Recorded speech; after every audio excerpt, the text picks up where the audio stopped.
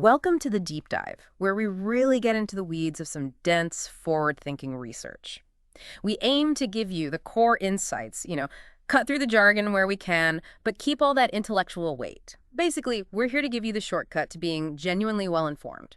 And today, we're tackling something pretty fundamental. It's arguably the central challenge for sustainability and governance in the 21st century. Okay, lay it out for us. Right. So if you think about these massive global forces, the climate crisis, huge transnational economic flows, geopolitical instability, they're incredibly powerful, right? Absolutely. Overwhelmingly so sometimes. Exactly. But then at the other end, you have local realities. They're incredibly diverse, culturally specific, deeply embedded in place. So the question is, who or maybe what mediates that huge space in between? That gap. That's the tricky part. The space between the global plan and the local action. Getting governance right at that scale. That's it. That multi-scalar gap. We absolutely need to learn how to govern it effectively, and the urgency is palpable. We need a new blueprint, something for sustainable management that works in, real time, not just on paper. And you're saying our source material today actually offers such a blueprint. Precisely.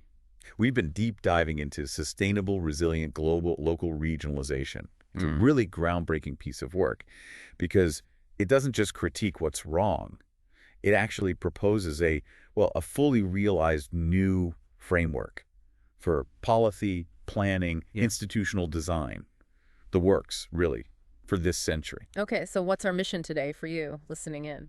Well, it's kind of threefold. First, we need to get grounded in the theory, the sort of philosophical architecture the book calls the general world theory, or GWT. GWT, got it. Second, we'll look at how these big ideas actually play out on the ground, using some really compelling case studies from the research. And finally, the main event, really.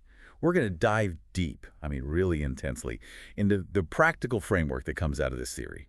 The Sustainable Regionalization Goals, the SRGs. SRGs, right. So think of this as the essential strategy guide, the playbook for actually fostering human well-being and ecological well-being in a world that's just constantly changing. Exactly. A shortcut to understanding this critical strategy. Okay, let's start right at the foundation then. We need to talk about this concept of regionalization itself because the book reframes it pretty fundamentally from the get-go, doesn't it? We're not just talking about lines on a map for administrative purposes. Absolutely not. That's kind of the core point. The book argues that seeing regions as these static, neatly bounded boxes it's the root of a lot of governance failures. So how do they define it? Instead, it defines regionalization not as a static unit, but as these fluid, relational, plural spaces. Think socio-ecological and cultural spaces. They're dynamic. Okay, so the region becomes this crucial go-between. Exactly. The intermediary, like a complex membrane maybe. It bridges those powerful, sometimes destructive global pressures with the incredibly rich, diverse local realities. So governance has to shift too then. It becomes less about managing territories and more about managing networks, relationships. Precisely. Managing networks, relationships, flows, energy, water, information, culture. It's advocating for networked, flexible governance. Governance that can actually respond to complexity, to crisis, to cultural diversity, all at the same time, without just defaulting to top-down control. Which sounds great, but incredibly difficult. How do you analyze something that complex? Well, that's where the general world theory, the GWT, comes in. It's the theoretical lens, the intellectual toolkit, designed specifically for analyzing this kind of staggering complexity. It's built on 9 key dimensions. Together, they explain how our global-local world actually works, acknowledging that reality isn't neat or linear. It's co-arising, emergent. 9 dimensions? That sounds like a lot to keep in your head. But okay, it's clearly critical because it completely changes how you approach a problem, right? Let's take our time and walk through these. Maybe start with the ones that describe the system itself. Good idea. Let's do that. So first up is interdependence, the idea that systems aren't isolated, they're co-arising. They depend on shared flows. Like metabolism. Exactly. Think metabolic flows. Energy, water, biodiversity, climate systems, they're inherently shared. Mutually constitutive. Your local water shortage isn't just local. It's probably linked to a global atmospheric pattern or transnational agricultural demands. Right. That immediately shifts the focus. You're not just managing a resource, you're stewarding an interconnected system. Precisely. Okay, next is pluralism. This one's key. It means reality is always co-authored. It emerges through multiple worldviews. Multiple worldviews like what? Like indigenous knowledge systems, cutting-edge scientific models, economic logic, cultural narratives, all these different ways of knowing the world are treated as legitimate, even when they conflict. And they often do conflict. That's a big step. Okay, third. Third is becoming. The idea that reality isn't static. It's fundamentally emergent, always being reconfigured. Things are always in flux. Which means sustainable policy can't be a fixed blueprint. Exactly. It has to be provisional, a strategy designed for continuous adaptation because the ground is always shifting beneath our feet. Makes sense. Okay, number 4 takes us more into the ethical side, relational knowing. Yes. This dimension argues that true knowledge, the kind that builds resilience in a community, emerges primarily from trust, from care, from cooperation between people, between stakeholders. It's not just about the data points or the technical reports. That's critical. So a governance system could have perfect data, but if there's no social trust, it's likely to fail anyway. That's the implication. Without that relational fabric, the system lacks legitimacy and adaptive capacity. Then comes entanglement. Entanglement. Sounds messy. It is. It's the understanding that the material world, our mental frameworks, the symbols we use, the political power structures, they're all inseparable. You can't neatly pull them apart. Give me an example. Okay, think about a housing crisis. You can't separate the physical reality of lack of shelter from the symbolic narratives we have about property being a pure commodity, or the political decisions that incentivize certain kinds of development. They're all tangled up. Got it. Okay, number 6. Contextuality. This reminds us that meaning, truth, what works, it's always situated, it's always rooted in a specific place with its unique ecological, cultural, and historical dynamics. So no copy-pasting solutions between regions. Not without deep adaptation. What works in, say, the Rhine Valley is unlikely to work seamlessly in the Mekong Delta. Context is everything. Right. 3 more. These seem to focus more on the ethical and structural demands. Yes. Non-finality asserts that this whole process, sustainable regionalization, it's never finished. It's an ongoing journey of learning, adapting, negotiating. There's no perfect end state we arrive at. That takes the pressure off finding the final solution, I guess, but means the work never stops. It doesn't. Which leads to ethical praxis. Yes. This is the very act of world-making, developing policies, building institutions, has to be actively grounded in justice, in inclusion, in intergenerational responsibility. It's not just what we achieve, but how we get there that matters. The process itself has to be ethical. Fundamentally. And finally, number 9. Transversality. This is the operational glue, really. It highlights the absolute necessity of integration across scales, across cultures, and across disciplines. Breaking down the silos. Exactly. Getting economics, ecology, engineering, social science, cultural knowledge, all talking to each other and working together. It's essential. Okay, that's a comprehensive theory. 9 dimensions. Interdependence, pluralism, becoming, relational knowing, entanglement, contextuality, non-finality, ethical praxis, transversality. It's a lot. It is.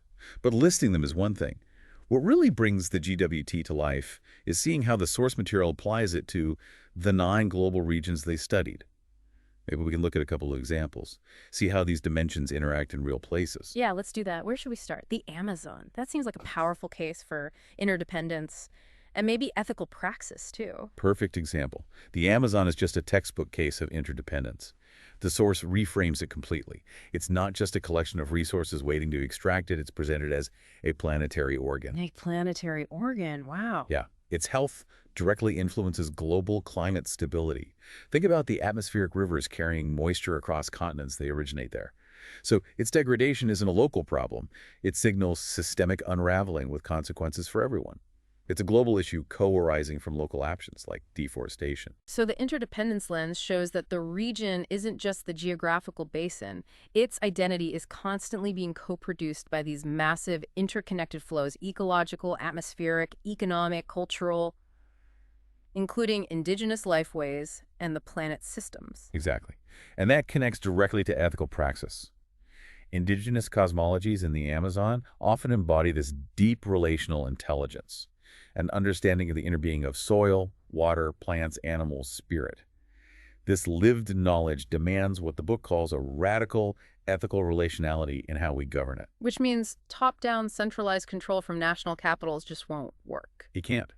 The crisis there is this convergence of responsibilities. It demands shared polycentric governance involving nation-states, sure, but also local communities, indigenous peoples as traditional custodians, international bodies. It has to be relational and decentralized. Okay, that highlights interdependence in a complex ecological system. Let's pivot completely. What about a region defined by, say, hyper-innovation? Silicon Valley comes to mind. How does the GWT apply there? Seems like a case study in NASA. We're coming. Oh, absolutely. Silicon Valley is perhaps the ultimate example of continuous becoming. Think about its history orchards, then Cold War military tech, now the global hub for AI, biotech, personalized health. It's constantly transforming itself, pushing technological and economic frontiers. But that relentless becoming isn't always positive, right? The source points out it also creates massive local instability. That's the crucial point. This constant reconfiguration, driven largely by technological and economic capital, often outpaces institutional capacity and planning. It's change happening without enough attention to other dimensions. And the result is what we see there. Housing crises, extreme gentrification, huge pressure on water, energy, transport infrastructure. Exactly. The massive concentration of economic wealth generates systemic failures in other capitals. Social capital erodes. Cultural capital gets displaced. Natural capital is strained. So, from a becoming standpoint, the source argues you can't just fix Silicon Valley with one big plan. No, you can't engineer it with a static blueprint. Sustainable resilient regionalization there has to be grown. Through iterative strategies, constant feedback loops, policy needs to be provisional, adaptive, constantly monitoring not just market success, but social cohesion, ecological health, cultural vitality, the whole entangled system. So, Silicon Valley shows that becoming, if it's not guided by principles like ethical praxis and contextuality, can lead to these huge disparities. Global innovation booms because technological capital is king, but the local community fractures because social and cultural capitals are neglected. Precisely. It highlights the danger of focusing on only one or two dimensions of the GWT. What about relational knowing? Can we see that in action somewhere? The idea that resilience comes from trust. That's a great question. While not one of the deep dive case studies in this specific source, think about places often cited for high social cohesion, like some of the Nordic countries. They often exemplify high-trust societies. In those high-trust societies. Well, relational knowing is strong. This allows for greater flexibility. If people generally trust institutions and each other, if systems are perceived as broadly fair, then establishing procedural justice is easier. People are more willing to accept difficult transitions or policies needed for adaptation, which is essential in a world defined by becoming. Right, so you can't just parachute the latest AI technological capital into a region with very low trust, low relational knowing, and expect it to create sustainable well-being. Exactly. Without those foundational elements, without ethical praxis guiding its deployment, the technology might exacerbate inequalities or simply fail because it lacks social legitimacy. The GWT gives us the tools to see those interconnected weaknesses, to see the whole system, not just the shiny new tech. Okay, so this deep theoretical work, the GWT, showing us the complexity, the potential, the pitfalls, it all leads somewhere practical, right? It leads to the Sustainable Regionalization Goals, the SRGs. Yes, exactly. This is where the rubber meets the road, so to speak. The SRGs are presented as the direct, practical outcome of all that GWT analysis. It's an ambitious framework, 22 goals in total. 22. You okay? And their purpose. They're designed to translate those big, sometimes abstract, global sustainability agendas like the ones we see from the UN into action that is measurable, legitimate, and effective at the local and regional scale. Right. And it's really important to understand how these SRGs relate to the UN's Sustainable Development Goals, the SDGs, isn't it? They're not meant to replace them. No, not at all. The source is clear on that. Think of the SRGs as extending and deepening the SDGs. They specifically aim to address that persistent governance gap at the regional scale, the gap the SDGs sometimes struggle to bridge effectively. Okay, extending and deepening. How? What are the key philosophical shifts here? The book highlights three core shifts. The first big one is moving beyond technocracy. Beyond technocracy, meaning? Well, the SDGs, for all their strengths, often focus on universal metrics, targets for clean water access, education levels, things like that, which is crucial, of course. But it can sometimes lead to quite rigid top-down implementation plans that don't fully account for local contextuality. Ah, right. Like a one-size-fits-all approach that ignores the local reality. Exactly. So the SRGs insist that successful policies must be adaptive. They need to be multi-scalar, genuinely participatory, and ethically grounded in the specific place. They explicitly reject those static, cookie-cutter solutions. Policy has to emerge through ongoing relationships, cultural continuity, constant feedback. So trying to implement, say, a Dutch flood management strategy in the Ganges Delta without deep adaptation and local input is likely doomed. Precisely. It ignores the unique hydrology, the settlement patterns, the local knowledge, the cultural relationship to the river. The SRGs demand the process itself be relational, pluralistic, emergent. Okay, that's shift one, beyond technocracy. What's the second? The second shift is perhaps the most foundational, a relentless focus on structural justice. Structural justice, not just justice as one goal among many. No. The SRGs treat justice, and they break it down into distributive, procedural, epistemic, and intergenerational justice, not as an add-on, but as the absolute ethical and institutional pillar upon which everything else rests. The core argument is, resilience without justice is fundamentally unsustainable. Okay, let's unpack those terms a bit. Distributive, procedural. Right. Distributive justice is about the fair allocation of resources, benefits, burdens, opportunities across a region. Who gets what? Makes sense. Procedural justice is about fairness in the process itself. Do all the affected parties, especially marginalized groups, have a real voice and equal participation in making the decisions that affect them? Okay, and intergenerational. Intergenerational justice holds us accountable today for the consequences of our actions on future generations. It's a direct challenge to short-term political and economic thinking. That's crucial for sustainability. But you also mentioned epistemic justice. That sounds different. It links back to the GWT's pluralism, doesn't it? It does. Directly. Epistemic justice is revolutionary. It's about recognizing and valuing diverse forms of knowledge. Scientific knowledge, yes, but also indigenous knowledge, local, experiential knowledge, even spiritual ways of knowing, treating them all as legitimate inputs for governance and policy design. So it's about whose knowledge counts. Exactly. It's a mechanism to ensure that knowledge held by marginalized communities isn't just dismissed as anecdotal or unscientific when big decisions are being made. Can you give me a concrete example of how epistemic justice might work? Sure. Imagine a proposal for a huge new dam project in a region. A team of hydrologists submits a detailed report based on flow rate data, analyzing the river as cubic meters per second, a technical resource to be managed. Standard practice. Right. But then an elder from a local indigenous community testifies that, for their people, the river is a living ancestral being, not just water.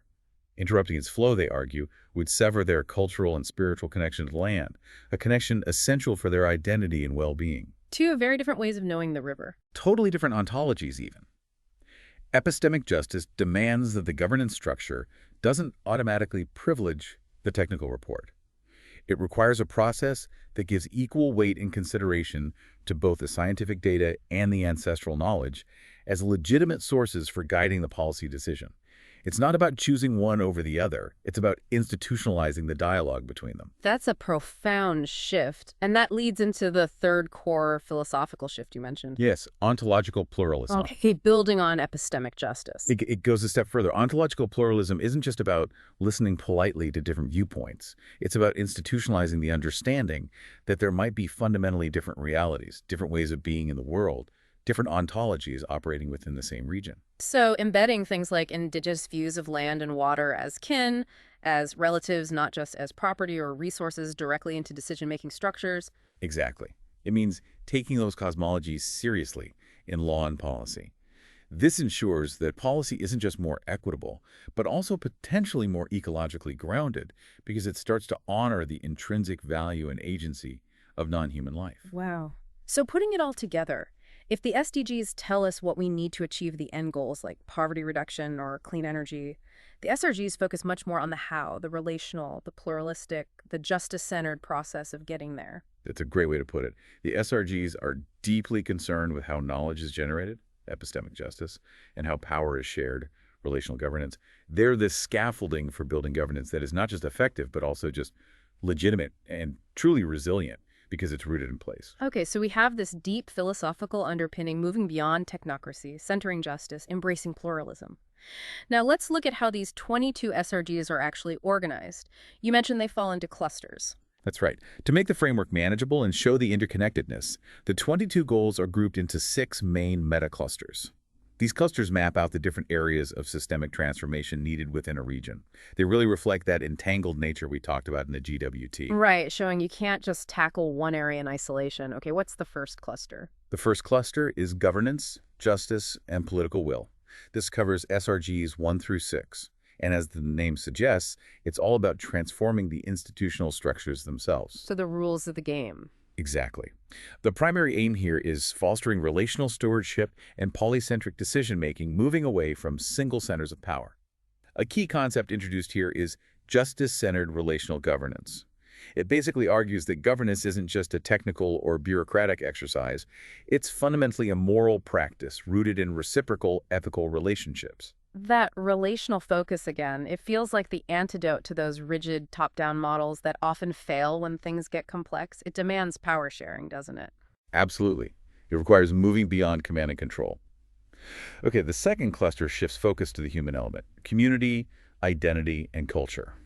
This covers SRGs 7 through 11. So the people side of things. Right. It emphasizes things like community agency, cultural vitality, and ensuring pluralism is lived reality, not just a policy statement. Goals here are geared towards nurturing what the book calls adaptive regenerative communities. Adaptive regenerative communities, meaning communities that can bounce back and transform. Yes, and recognizing that this capacity for adaptation and regeneration is deeply rooted in social cohesion, cultural memory, shared identity, and local knowledge. Okay, makes sense. Cluster 3. Cluster 3 tackles our relationship with the physical environment, eco-cultural stewardship and regeneration. That's SRGs 12 through 14.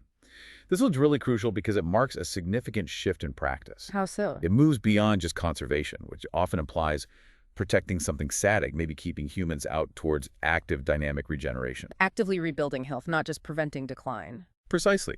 This cluster promotes concepts like biocultural stewardship, recognizing the link between cultural practices and ecological health and multi-species justice.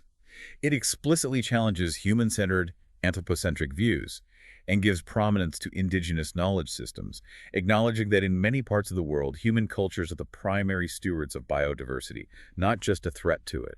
Interesting. Okay. Cluster 4 sounds like it hits the economic system head-on. Economic transformation and capital. SRGs 15 to 17. It does. This cluster tackles the fundamental question of what is wealth? It demands that we redefine economic value, moving beyond purely monetary metrics. It calls for using non-monetary measures and developing shared, equitable ownership systems. The goal is holistic capital valuation. Holistic capital valuation. We'll definitely need to dig into that one later. It sounds potentially paradigm shifting, especially for market economy. It really is. Then, following that, Cluster 5 is innovation, technology, and infrastructure, SRGs 18 and 19. This is about ensuring that our technological development is aligned with ethical design principles and regenerative goals. So technology in service of well-being, not just profit or growth. Exactly. It argues for regenerative innovation, innovation that actively contributes to planetary health and systemic resilience, rather than undermining it or just driving capital accumulation. Okay. And the final cluster, Cluster 6. The last one, interoperability, solidarity, and learning, SRGs 20 to 22, is about how all these different pieces fit and work together. It addresses the need for systemic integration across different sectors and scales. It talks about adaptability, learning, and crucially, it includes a goal specifically focused on deep healing and reconciliation. Deep healing and reconciliation, why is that included? Because the framework recognizes that you often can't build true resilience on a foundation of unaddressed historical trauma, things like colonialism, slavery, forced displacement, decades of resource exploitation. These legacies create deep vulnerabilities. So institutional processes for truth-telling, healing, and reconciliation are seen as essential for building the trust and solidarity needed for a sustainable future. Wow. So that whole architecture, the 6 clusters, it really forces you to think systemically. You can't just achieve, say, an economic goal from Cluster 4 without considering the justice implications from Cluster 1 or the cultural impacts from Cluster 2. That's precisely the design. It's meant to prevent those common pitfalls where you solve one problem, like boosting economic output, only to create a bigger social or ecological disaster down the line. It forces an integrated, entangled approach. Right, now we get to really dig in. We've got the GWT Foundation, we've seen the SRG structure. Let's zoom in on some specific SRGs that contain what the outline called Brilliant notions, ideas that feel like genuine conceptual leaps in how we think about things like time, value, ownership. Yeah, there's some really provocative goals in here. Where should we start? Maybe with time. SRG4 and SRG5 in the governance cluster deal explicitly with time. Okay, SRG4 is multi-temporal governance, and SRG5 is deep memory governance. What's the core idea connecting these two? The underlying notion is a direct challenge to how modern governance often operates. It argues that governance must integrate temporal plurality. We have to deal with multiple timescales simultaneously. What do you mean by temporal plurality? Well, think about our current systems. They're often trapped in incredibly short time cycles, right? Quarterly earnings reports, 247 news cycles, 4 or 5 year election term. Right. Very reactive, very short-term focus. Exactly. But sustainability, ecological processes, cultural continuity, these operate over much longer timescales, decades, centuries, even millennia. So effective governance needs systems that can consciously look forward, using foresight, building adaptability, and also consciously look backward, actively engaging collective memory and history as political forces. Okay, so SRG4, multi-temporal governance, is about the forward-looking part, institutionalizing foresight. Precisely. SRG4 calls for embedding foresight mechanisms and rapid feedback loops directly into institutions. Moving beyond just reacting to the latest crisis. This means seriously adopting long-term planning frameworks, not just 5 or 10 years out, but thinking 50, 100 years ahead. And insulating those plans from immediate political whims. Ideally, yes. And crucially, integrating different kinds of time. Ecological time like wildfire seasons, drought cycles, species migration patterns, coastal erosion rates, social time like demographic shifts, cultural change, making these rhythms part of the regulatory DNA. The source material mentioned this is critical in places like the Arctic, right? Where climate change is happening so fast. Absolutely. In the Arctic, climate amplification is forcing change at an unprecedented pace. Anticipatory policy guided by intergenerational ethics isn't a nice-to-have anymore. It's a basic necessity for survival and adaptation. Okay, so that's the forward look. How does SRG5, deep memory governance, provide the anchor looking backward, institutionalizing memory? That sounds fascinating, but also quite abstract. How do you do that? It sounds abstract, but it's about making history politically relevant now. SRG5 calls for institutionalizing historical memory, particularly marginalized histories, indigenous perspectives, cultural identity directly into legal and policy frameworks. The idea is that memory isn't just nostalgia, it's an active political resource that can guide present action and shape future adaptation. So using the long-term story of a place to inform today's decisions. Exactly. Take the example used in the source, Somali Coast. It has this incredibly long history, centuries of cosmopolitan trade, sophisticated self-governance structures, resilience in the face of changing empires and environments. That's deep memory. Okay. Deep memory governance would seek to actively draw on that historical legitimacy, that memory of effective self-organization, to inform current strategies for dealing with modern shocks, piracy, illegal fishing by foreign fleets, climate-induced displacement. So instead of just reacting to the latest pirate attack, policy would also address the historical factors like the collapse of state structures, the legacy of colonial interference in traditional governance that created the vulnerability in the first place, using history to understand the root causes. Yes, and to find culturally resonant solutions. In the Arctic, deep memory governance means formally recognizing and embedding indigenous cosmologies and ancestral land claims which embody millennia of ecological knowledge and memory into resource management and climate adaptation planning, giving them real legal standing to resist purely extractive projects driven by short-term gain. So it's about shifting the central axis of decision-making, moving from reacting to isolated recent events to grounding decisions in these long-term historical and ecological patterns. That feels genuinely transformative, treating time not just as linear clock time, but as this relational, cultural, political field. What's the goal? It restores legitimacy and makes adaptation potentially much more effective because it's culturally rooted. Okay, that sets a powerful ethical stage regarding time. Let's shift gears to the economics cluster. This has to grapple with our dominant extractive systems. SRG 16, holistic capital valuation. You said this was paradigm-shattering. Why? Well, it's a direct assault on the inadequacy of using things like GDP or purely financial metrics as the main measure of societal health or progress.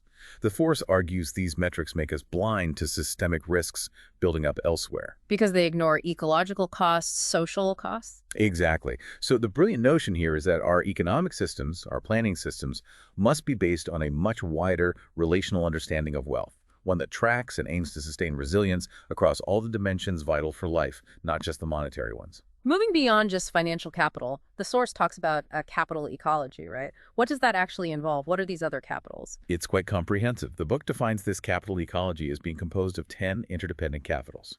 They argue all 10 need to be measured, valued, and integrated into planning and decision-making. 10 capitals. Okay, let's list them. Right. We have natural capital, ecosystems, resources, cultural capital, heritage, knowledge systems, arts, social capital, trust, networks, norms of reciprocity, political capital, governance capacity, legitimacy, participation, economic capital, finance, production, knowledge capital, science, innovation, education, symbolic capital, meaning narratives, identity recognition, technological capital, infrastructure, tools, digital systems, emotional spiritual capital, well-being, hope, sense of purpose, healing, and temporal capital, strategic use of time, foresight capacity. Wow, okay, 10. Some of those are fairly intuitive, natural, economic, technological capital. We kind of get those. But some are much more abstract. How do you actually define and value something like symbolic capital in a regional plan? That's a great question.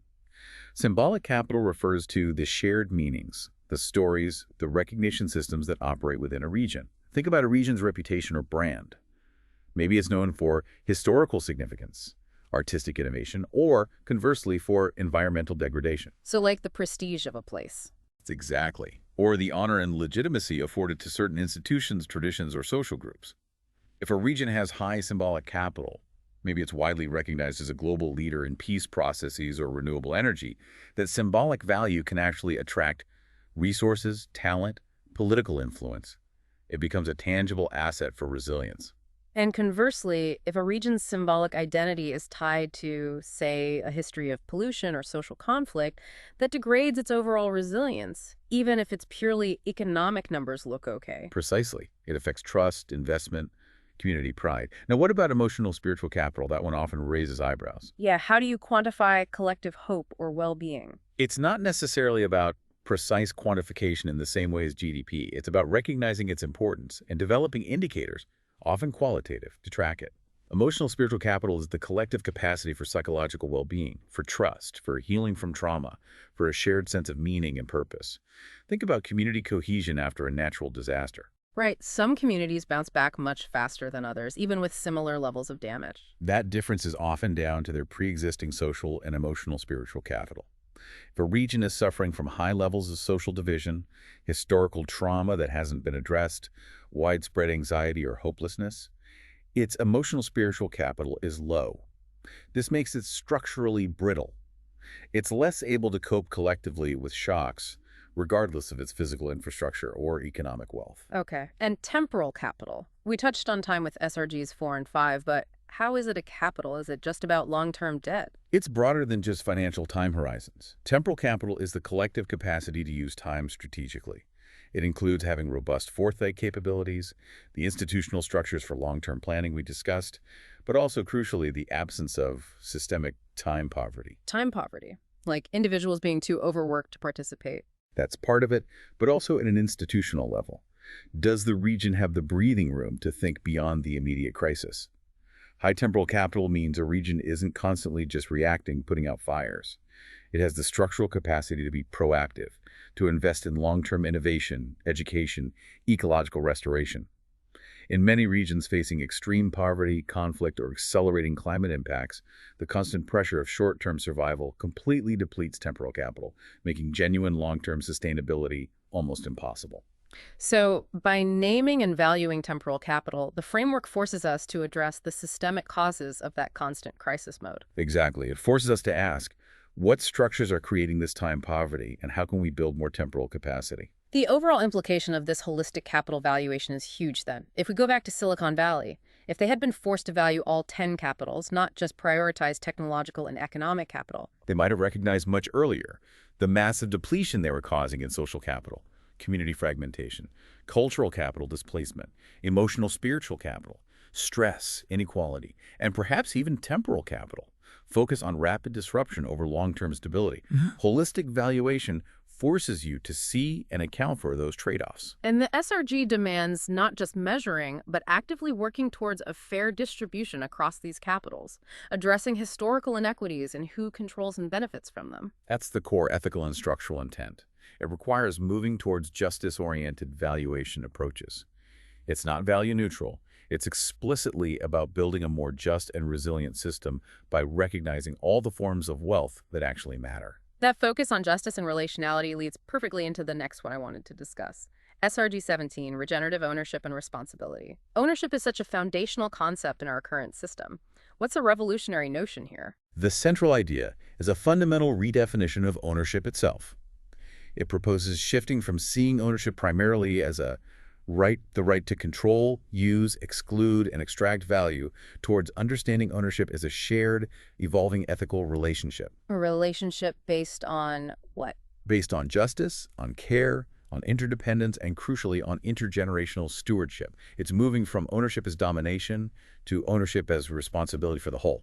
So in practice, this SRG aims to actively replace purely extractive ownership models, like, say, large corporations owning vast tracts of land or water resources primarily for profit, with alternatives, things like cooperatives, community land trusts, commons-based management, hybrid models. Yes, exactly.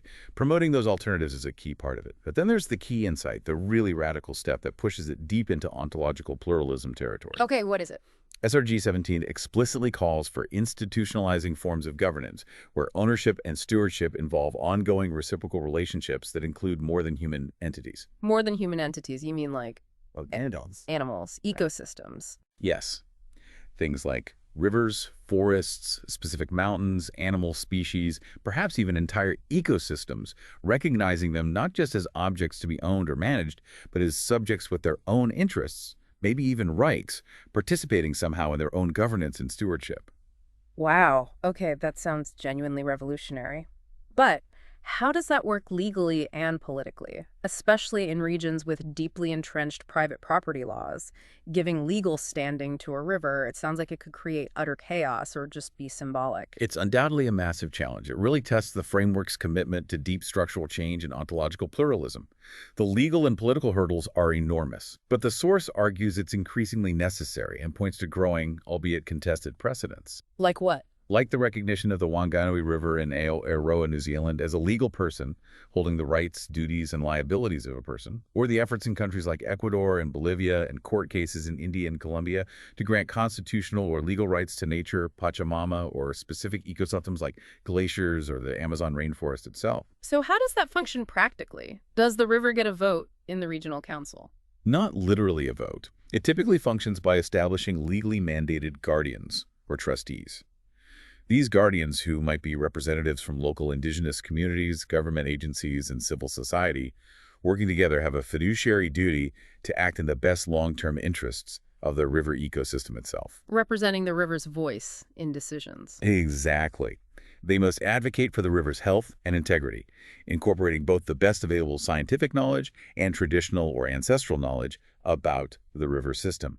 It forces policy negotiations to happen between various human interests like industry, agriculture, recreation, and the defined rights and interests of the ecosystem. It fundamentally changes the power dynamic. Instead of the old model where human extractive interests almost always trumped environmental concerns unless actively fought against. Right. Regenerative ownership tries to embed a different ethic directly into the legal and governance structure. It aims to restore legitimacy by incorporating relational worldviews and providing genuine protection for ecosystems against purely extractive commodification. It's a profound shift, reframing our role from masters of nature to participants within a wider community of beings. A fundamental paradigm shift indeed. Okay, let's connect this to the ecocultural cluster. SRG 12, regenerative ecocultural stewardship. How does this build on those ideas? SRG 12 is really the practical application of the GWT's principles, especially relational knowing and ethical praxis, directly into how we manage land and resources. The core notion, as we touched on earlier, is that crucial shift from conservation to active, dynamic regeneration. Remind me of the key difference again. Conservation often means... Conservation often focuses on protecting what's left, trying to prevent further loss. Sometimes this involves trying to freeze an ecosystem in a particular state, often seen as pristine or wilderness, which can sometimes mean excluding human activity. Right, fencing things off. Whereas regeneration is inherently dynamic and adaptive. It's about actively restoring health, function, and resilience to socio-ecological systems. And crucially, it recognizes that in many, many places, human cultures and ecological systems are deeply intertwined. They are mutually reinforcing systems of care. So SRG 12 promotes what kind of practices? It promotes biocultural stewardship, recognizing that cultural practices often maintain or enhance biodiversity and ecosystem health. Think about traditional farming systems, rotational grazing, indigenous fire management techniques, sacred groves that protect forest patches. These are cultural practices that are also ecological stewardship. It also mentions multi-species justice. What does that entail? It means extending our concept of justice beyond just humans, considering the well-being and interests of other species in our decisions. It involves centering indigenous knowledge systems, which often embody this multi-species perspective, and challenging purely human-centered anthropocentric paradigms that view nature only as a resource for human use. So acknowledging that human culture isn't just a threat to ecosystems, but is often the very medium through which they are understood, cared for, and regenerated. Exactly. SRG 12 mandates that policy should honor the intrinsic value of non-human life and actively work to restore ecological health alongside cultural vitality, seeing them as inseparable.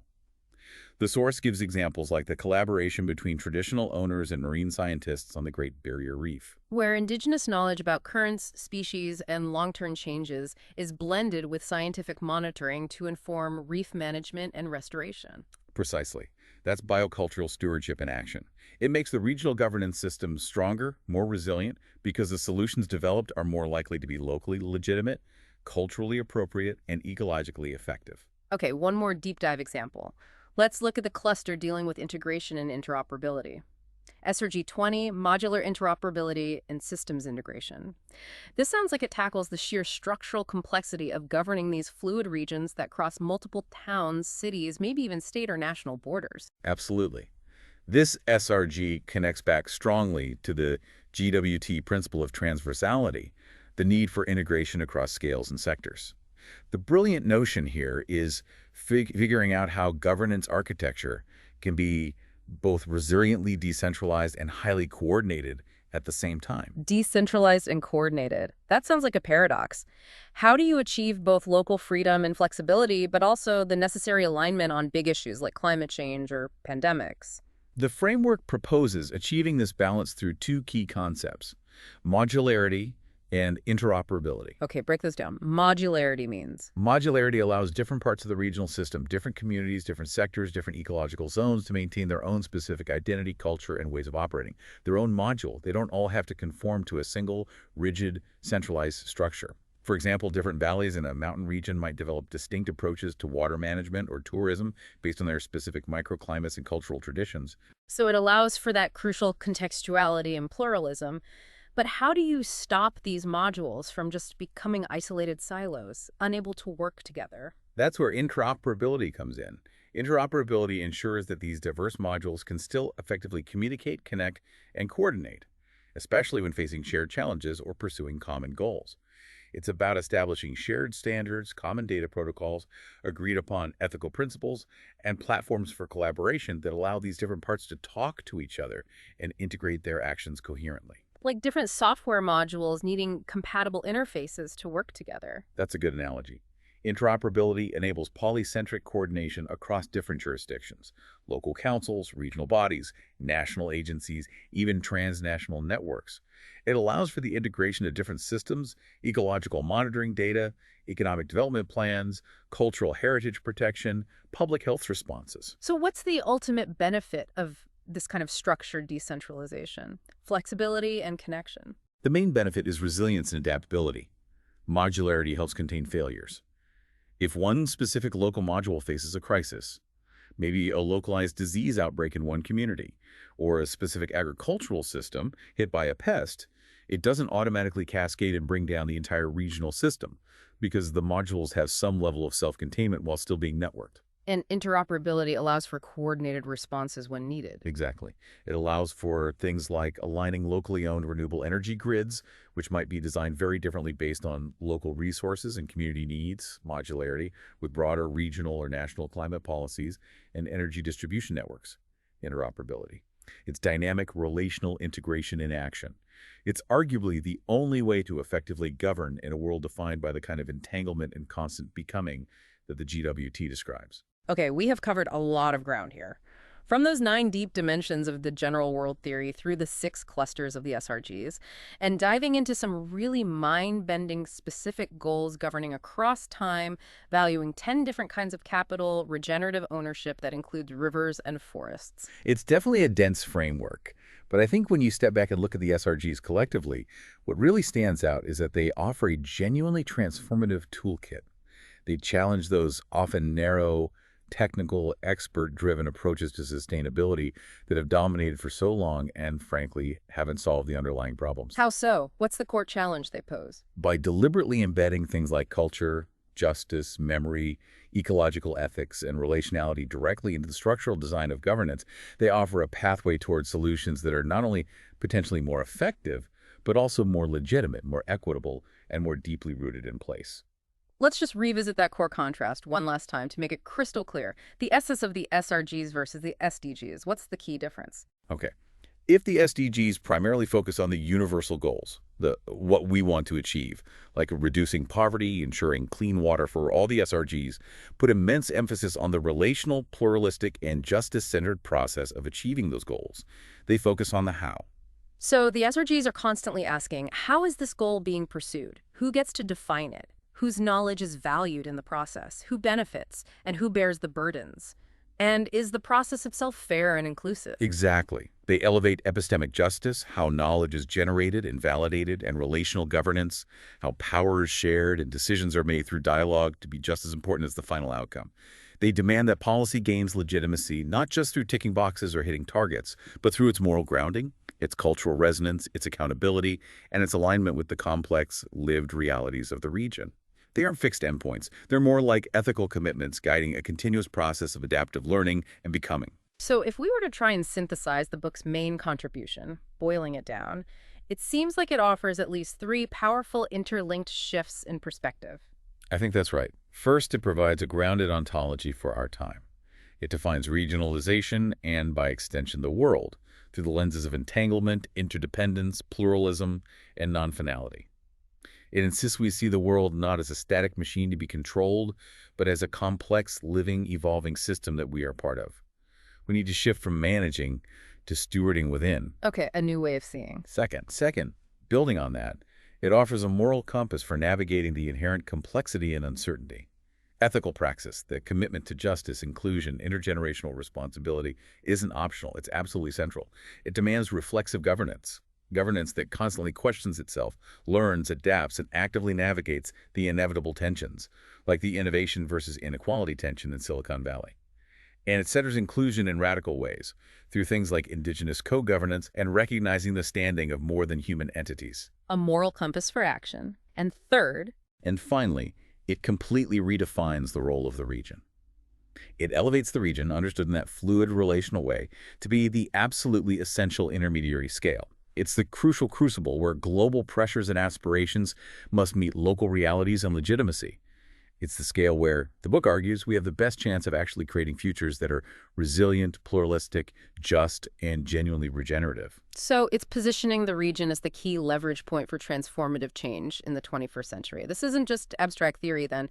The SRGs provide a very detailed, very demanding blueprint for how we might actually build that bridge between global goals and local well-being. That's the ambition. A practical blueprint grounded in a deep philosophical shift. #tag outro. And really, the core assertion running through all of this research is that true, lasting resilience doesn't emerge from imposing top-down control or maximizing short-term extraction. It emerges from painstakingly building and institutionalizing trust, from sharing responsibility fairly, and from committing to ethical relationality relationships of care and reciprocity across communities, across cultures, across species, and across generations. That's a powerful conclusion. The challenge now for all of us engaging with these ideas is to really envision how this framework might apply in our own context, right? Absolutely. So perhaps we can leave you, our listeners, with a provocative closing thought to mull over. It comes directly from the deep ethical demands of SRG 17, that idea of regenerative ownership and responsibility. Think about this. If you were to genuinely adopt this principle in your own life, starting today, how might your relationship to your home, to your work, maybe to your local park or river, your community's shared resources, How might that relationship fundamentally transform if you defined ownership not primarily by your legal right to control or use or profit from something, but instead by a sense of intergenerational stewardship and mutual care for the long-term health and well-being of the whole system you're part of? Challenging question. Thank you for joining us on this deep dive into what might be a crucial blueprint for a more sustainable and just future. Indeed. Until next time, keep exploring, keep questioning those foundational assumptions.